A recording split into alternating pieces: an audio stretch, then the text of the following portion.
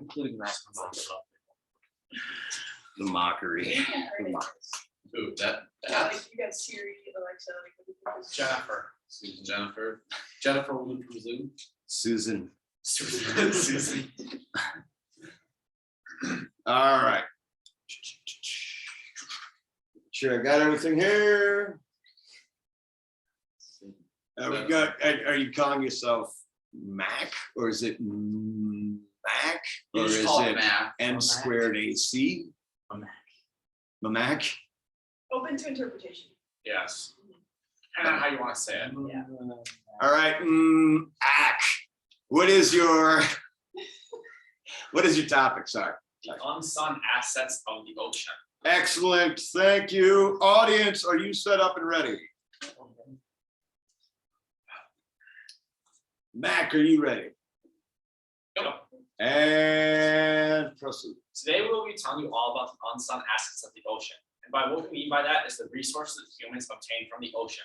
And because the ocean is so vast and there is such a variety of resources that we do get from the ocean, we narrowed it down to food, raw materials, transportation, and even the medical side of things that humans obtain from the ocean. The first we'll be talking about is the type of food that humans get from the ocean. As I said earlier, the ocean is so vast and there is a variety of fish and plants in the ocean. We get millions of different types of fish from the ocean. And the number one fish that humans actually take out of the ocean is herring, sardines, and anchovies. And generally people don't eat these. I mean, I know some people like salted anchovies or salted sardines, but a large variety of the population does not actually eat these. It is more so used in your dog food, cat food, or as a replacement fish when it is for a food that it is not more eaten by humans. Then your number two fish is your cod, hake, and haddock. And these are larger fish and they have a lot larger fillets on them and they're just taste better. So humans actually eat these a lot more. And then you have your carp. And I know carp may seem a little different, but they are actually farmed in Asian countries and they are actually widely used in their food and for their plants and animals in their society. And then you have your mussels, so your clams and oysters. So they make clam chowder out of these. You can boil your oysters, and there's just a wide variety of ways to eat these mussels. Then you have your crustaceans, which are shrimp, lobster, crabs, which are all taken out in that order. So shrimp are number one because they're so much smaller and there's just so many shrimp. And then your crabs and lobsters are your 2 and 3 because they're taken out in lesser quantity, and that's why they are so much more expensive when you buy them from a fish market or when you go buy them from a store. And then you have your seaweed and other plants. And these are mainly used in stir fries, predominantly in Asian countries. So that's just how a lot of the plants are used that we obtain from the ocean. And that's all from the Water Encyclopedia in 2001. So as Max stated, there is quite the large variety of the types of seafood we're able to obtain from the ocean. And many of these organisms do contain a plurality of health benefits that we receive as humans that we do not get from the type of fish we have around here from freshwater. So this is going to be more of like your salmon, tuna, fish like that, as opposed to walleye, northern, the stuff we have here. These fish can actually help prevent heart attacks, strokes, and even lower blood pressure. That's from the Food Network in 2022. And these are all pretty serious conditions that honestly can be improved just by diet. And part of that is receiving nutrients from fish that come from the ocean. Something that is essential to our bodies that we don't produce on our own is omega-3 fatty acids. And these are found very abundantly in seafood. So it's an essential nutrient that we are able to receive from something that we're eating. A lot of things that people worry about tend to do with mercury content in fish that come from the ocean. And this is actually not quite as severe or intense as people would imagine. A lot of the fish that you're eating have a relatively low mercury content compared to things like sharks. Sharks have a very high mercury content, but in comparison to the amount of other fish we're eating from the ocean, it's really not as big an issue as people are worrying about. So mercury is honestly kind of just blown out of proportion a little bit. So now that we know the health benefits of food and that we pull a lot of fish from the ocean, to kind of show you where they're located. So on the left, you're going to see a picture that shows the coral reefs, sea trenches, and seamounts located in the ocean. So your coral reefs, even though they're kind of hard to see, are the orange dots. Your sea trenches are going to be your blue areas, and your seamounts are going to be the yellow. And that directly correlates with the biodiversity map on the right. You can see the higher concentration of marine life, whether it is plants or animals, are located in the more shallow areas that have coral reefs. These are the top 5 countries that eat fish. China is number 1 at 2 million tons. Then it's Myanmar at 1.5 million tons. Vietnam at 1.1 million tons. Japan at 730,000 tons. And India at 486,000 tons. And these are the top 5 countries. That biodiversity map, they're in the red areas where most of the fish is. Japan eats about 100 pounds of fish per person. Well, the United States eats about 19 pounds of fish per person. That's because in the United States, we have more space to raise livestock. So we eat more red meat than in Japan. They live on an island, they don't have as much room to raise livestock. So they eat more fish than red meat. And that's from the World Atlas, December 2018. So the jobs created by harvesting all this fish is a large amount. Statistica in August 2021 reported that in 2018, 38,976,000 people were employed in the fishing industry. This is a lot of people that are catching fish, shipping fish, that are just employed and get their salary by this fishing. And in a similar aspect, 20,533,000 are employed through aquaculture. And this is like how we talked about in Asian cultures, where they would farm carp. This is the people that are farming saltwater fish that are producing these to feed people. This is a lot of people that are getting paid to generate this food for us. And then the future of seafood in 2050, we'll need 500 megatons of meat to feed the growing human population. And with the growing human population, we'll run out of less room to raise livestock. So fishing will become essential. And so we'll need more jobs to go out and fish because more fish will bring us more meat per person. That's from Nature News, August 2020. Not only do we get a lot of fish and plants from the ocean, but we also get a lot of our raw materials from the ocean. And that is because it is so big.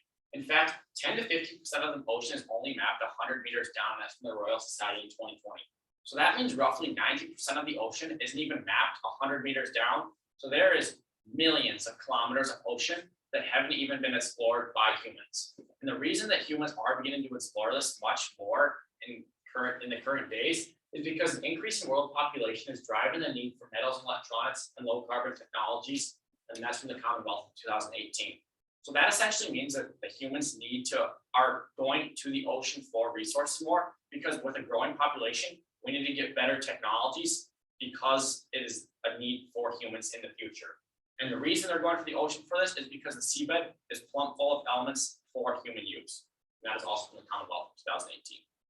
So as Max said, the seabed is full of elements, and one major resource that we are able to obtain from the seafloor is nodules. That's from the NOAA Ocean Exploration in August of 2021.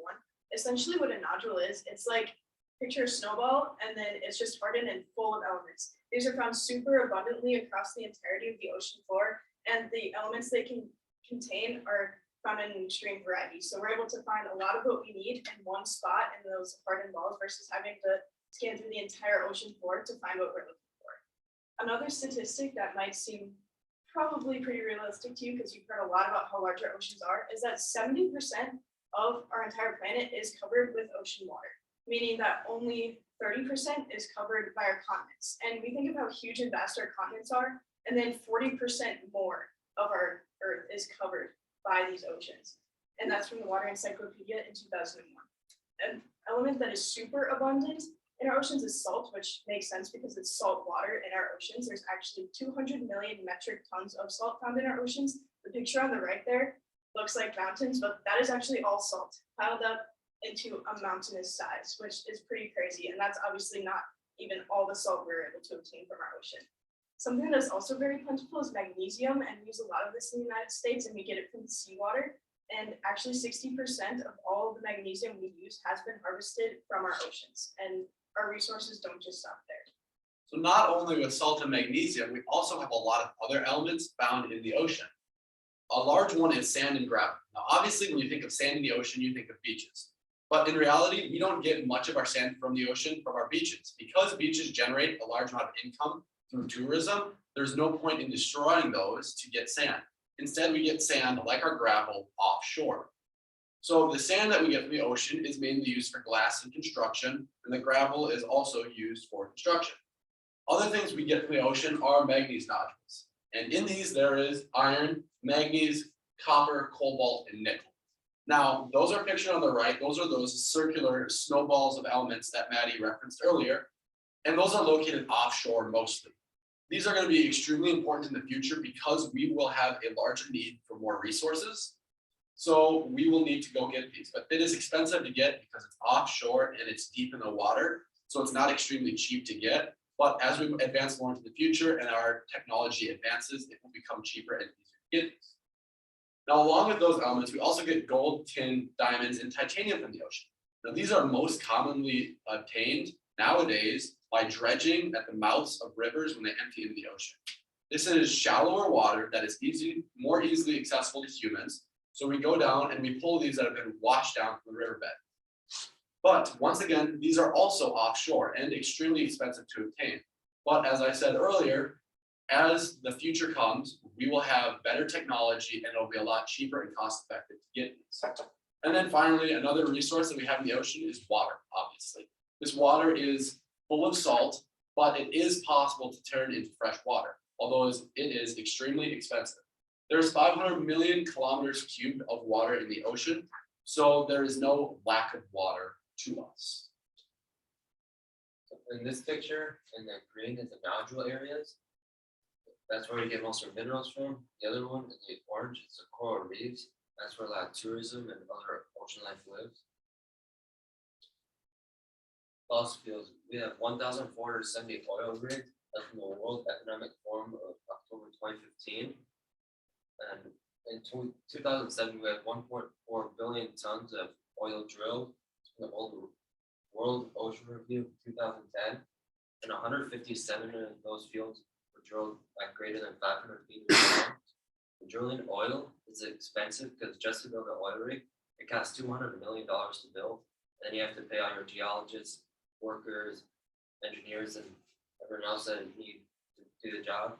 It's also complex because you need to know the exact location to put it, and if you have to build it right, because if you build it wrong, you could screw everything up and kill a lot of the plant life around. And it's also very dangerous because about 11 times a month there's an oil spill, and that kills a lot of the animal and plant life in that area. And most of the oil we drill is about 15 to 600 million years old. So with all of the minerals and oils that we're getting from the ocean, we obviously need some way to transport these. And when you think of ocean transport, obviously the first thing you think of is cargo ships. Extremely large ships with cargo crates stacked on top of each other, sometimes as tall as the ship itself. And this is the most common ship in the ocean. These are used to transport a lot of goods, whether they are made or not, across the ocean from continent to continent. Another ship that we may not know of is the Ro-Ro ship, which stands for a roll-on, roll-off ship. This is a vehicle transport ship. This transports your cars, trucks, semis, and tractors from continent to continent. So you can just roll these pieces of equipment on and ship them across without getting them any miles, and it is a lot easier than shipping them by air, as you could expect.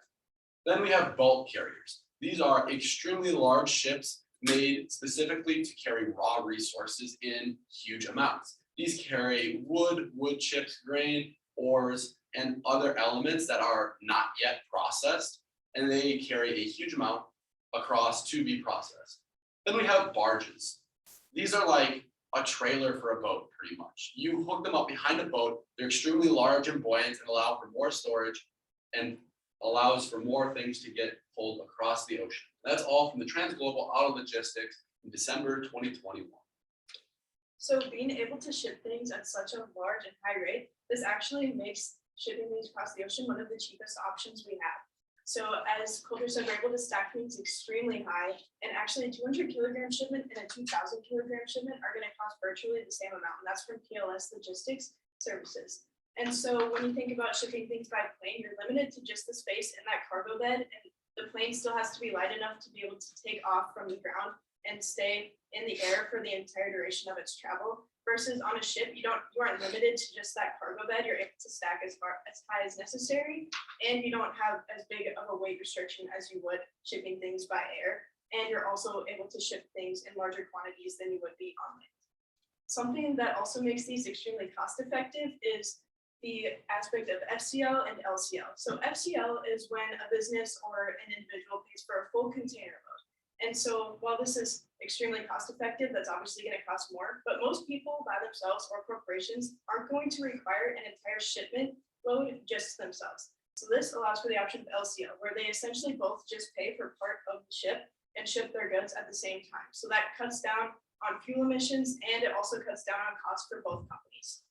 An insane statistic that you might not have ever realized is a true fact before is a vessel from China to France actually emits less gas than a truck from Houston to Oklahoma City. So that's going from like middle of Texas to Oklahoma, and that's gonna use up more gas than going across an entire ocean from China to France, which is pretty insane. And it just shows just how fuel effective and economically effective shipping things by ocean is. And an ocean freight shipping costs 4 to 6 times less expensive than air. That was from Crowley in March of 2018. So not only are you able to fit more on a shipment, it's also going to be more cost effective. Because it is so cost effective to use these shipments by ship versus airplane or freight, countries all over the world do it. In fact, the top net exporter, meaning they take out or send off more goods than they bring in, is actually Norway, who exports about $323 million worth of goods. And the top net importer, meaning they bring in more goods than they ship off, is Saudi Arabia, who imports about $242 million worth of goods. So when you import and export goods, there are import tariffs, which is a tax on imported goods. And Bermuda actually is the highest import tariff, which is 35%. So it is very expensive for selling companies to import their goods into Bermuda versus the United States, who has less than a 1% import tariff. So that is very bad for American businesses because it allows people from our country to buy goods from other countries much easier. But it is very good for various other countries because it essentially does not cost them anything to bring their goods to the United States to be sold. And that's all according to the Observatory of Economic Complexity in 2019. Another thing in the ocean is tourism in the ocean. Coral reef tourism makes 35 billion a year. That's from the Nature Conservancy of April 2017. And 70 million trips a year are supported by coral reefs. And one of the most visited coral reefs is the Great Barrier Reef. And there's about 5 million trips a year that go to the Great Barrier Reef.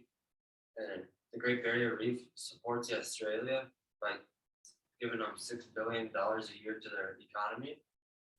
70 countries generate more than 1 billion per square mile. So in those 70 countries, about every square mile they have of coral reef, they make $1 billion. 2.5 million people around the world are employed just from coral reef tourism.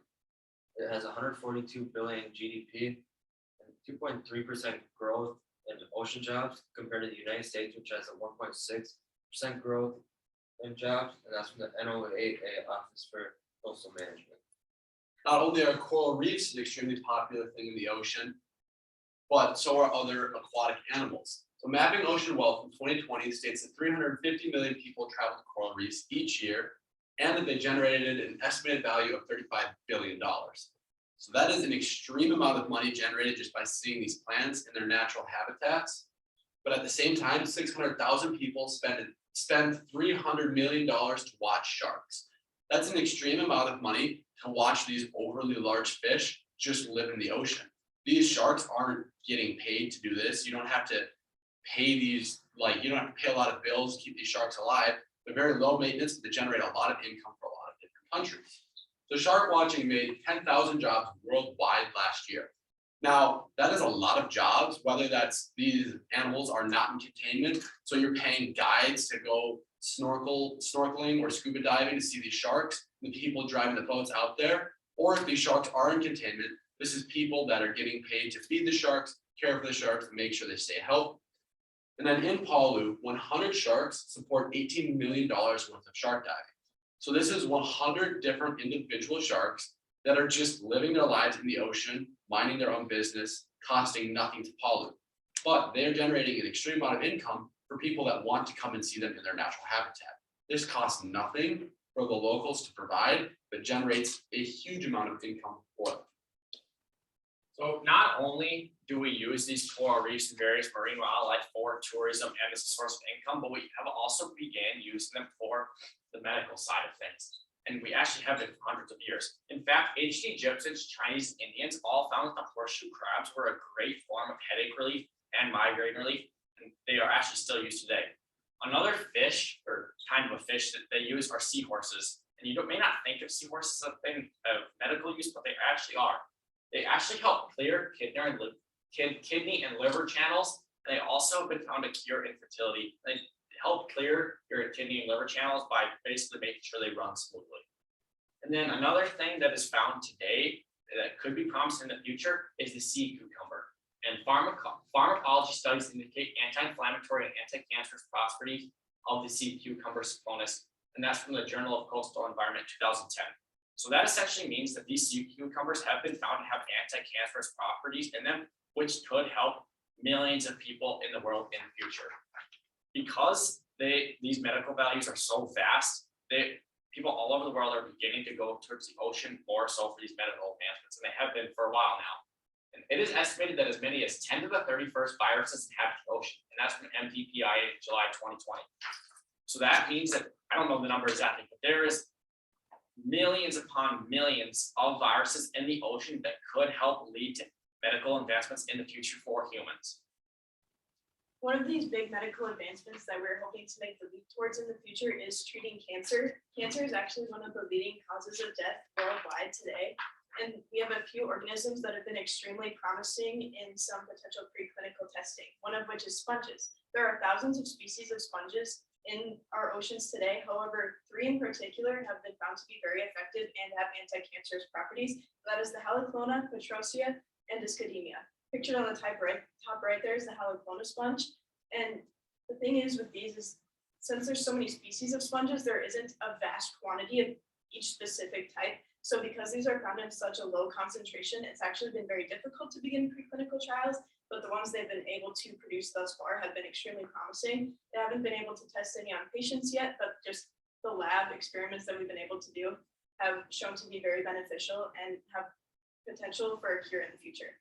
Something else that we look to is mollusks, and that's the middle picture on the right there. These have been found to have anti-tumor properties, which means they're able to fight back against something that is, obviously tumors are found very abundantly in cancer, but there are also other diseases too that come about that have tumors that need treatment, so mollusks will also help with those. And then something that you've probably never heard of before is tunicates and ascidians. I guarantee you've probably never heard those words in your life. However, these are probably our most promising organisms thus far. They're actually able to produce a complex anti-tumor compound, which is hundreds to thousands of times more influential than any cancer concoction we now in use, and that's for marine drugs in April 2012.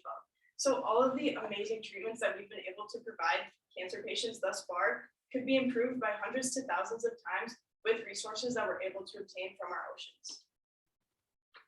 Doctors and scientists have figured out a way to use coral in skeptical repairs. Plastic surgeons use it for jaw replacement because when you have cancer or other diseases, they can deteriorate your jaw. Treated coral seems a near perfect substitute for bone and reconstructive surgery. The New York Times, July 1991. That's because of the binding process. They bind well with the body because it's so porous, it allows fluids to run through and connect with other bones and other parts of the body. And then finally, we have the future of marine medicine. The future of marine medicine is extremely promising. Today, approximately one half of all cancer drug discoveries focus on marine organisms, and forecasts in the future are bright. Oceanography, 1996. And then in 2018, 240 new molecules were found. That's from NDPI, July 2020. And if you think about it, earlier in the speech, Max said that only 10 to 15% of the ocean is mapped 100 meters down. So we've barely even scratched the surface of the ocean. So if we discover 240 new molecules each year that way, the limits from the ocean are huge. We have lots of things that we haven't discovered and haven't seen yet that can advance humankind into the future.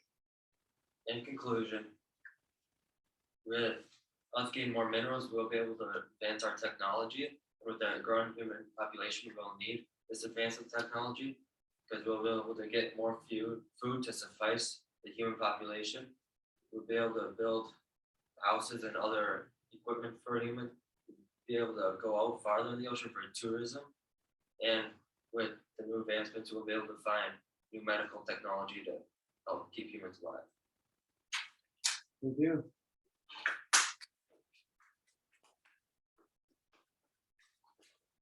I was late to the trigger, but time wise, Too early. No, she got them up at the right time. I actually was late. Our windows from 22 to 26. Oh, yeah, Okay. I was late getting mine pulled up because it shut This itself was like- off. knew I yours got were, like time overall. is- 24:03, let's call it So I was 24 even. So- Yay, that's perfect. It's the first Wait, time we've ever. you got 24 even? Yeah. What'd you get? 23. Well, theoretically, that's 0.02. Theoretically, I might have gotten that if the thing would have shut off on me. Over.